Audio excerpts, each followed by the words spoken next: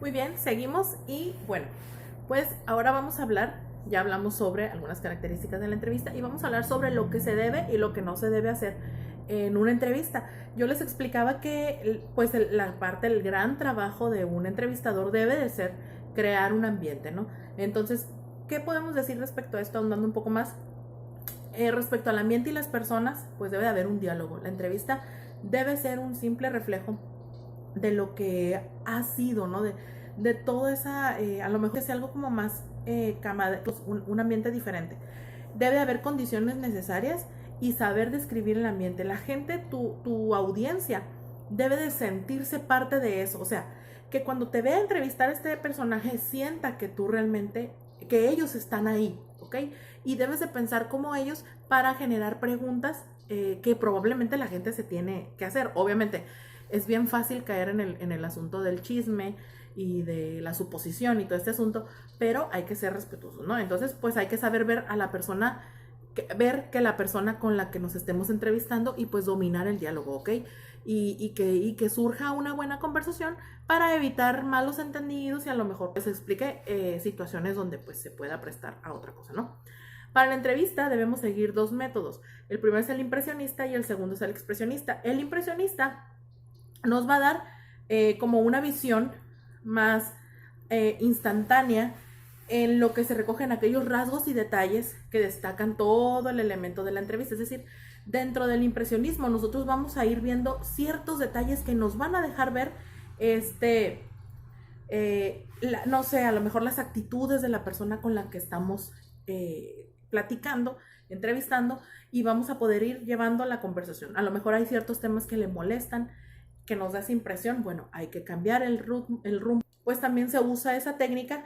Y el expresionismo para la entrevista pues le da de cierta manera esa forma de expresar los verdaderos. A lo mejor esa persona se abre y te da la oportunidad de ver más allá de lo que tú estás pidiendo. Y eso siempre se vuelve bien interesante, ¿no? Ahora, ¿qué es lo que no debemos hacer en una entrevista? No debemos recargar demasiado este, la, a lo mejor el interés de por ahí sacar o escarbar información. Debemos de ser personas cuidadosas y también no exagerar nuestros movimientos corporales porque no somos el centro de atención de la entrevista, es la persona. Hay una entrevista muy famosa bueno, no para ustedes, pero a lo mejor sus padres, sus abuelos la recuerdan, con el periodista Jacobo Zabludovsky y Dalí, el pintor. Y resulta que Dalí era un personaje sumamente extrovertido y también era exótico. Y era un hombre con unos bigotes largos y así, hacía muchos gestos y se vestía como si fuera el Quijote de la Mancha y tenía una personalidad muy así. Y Sabludowski era un hombre muy cuidadoso, muy pulcro de muchas formas, un ícono del periodismo mexicano, y lo entrevistó. Cada que Jacobo Zabludowski trataba de que la entrevista fuera seria, Dalí salía con un disparate y le salía con Ana, se miraba que estaba que lo estaba sacando de quicio.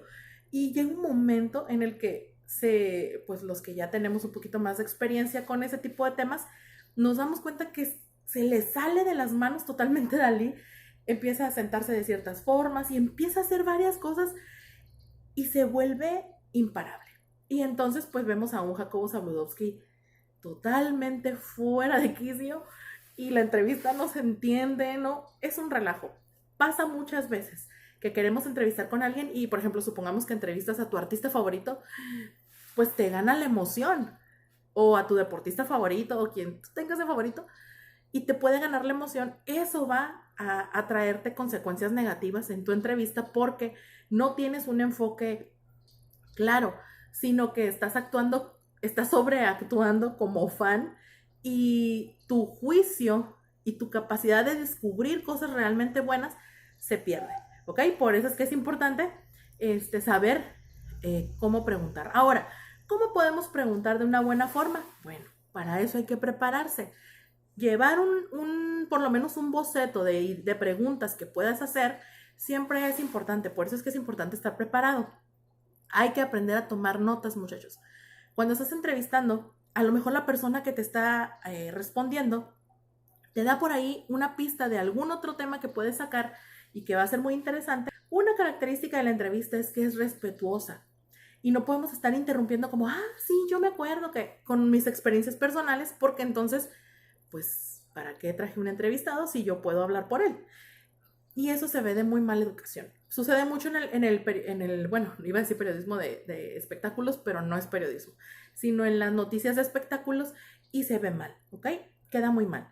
Entonces, por eso es que es importante que las entrevistas tengan ese toque de respeto, de orden y también pues llevar una serie de preguntas que sabemos que pueden, algunas por ahí ponerle un poquito de sal y pimienta al asunto y eso nos va a ayudar, ¿ok? No hay que excedernos. Ahora, en el siguiente video, en el último video, vamos a hablar sobre los tipos de entrevista. Así que no olviden estar haciendo sus anotaciones para no perder este tema. Así que por eso es que las entrevistas son muy importantes y también son herramientas de estudio y de preparación para cuando estamos realizando textos como la tesis o cualquier otro proyecto de investigación, porque así podemos obtener información que nos va a ayudar a complementar nuestro trabajo de investigación. ¿Ok? Así que, por favor, prepárense para el siguiente video, tipos de entrevistas, y así vamos a estar concluyendo esta clase, ¿sale? Nos vemos en el siguiente video.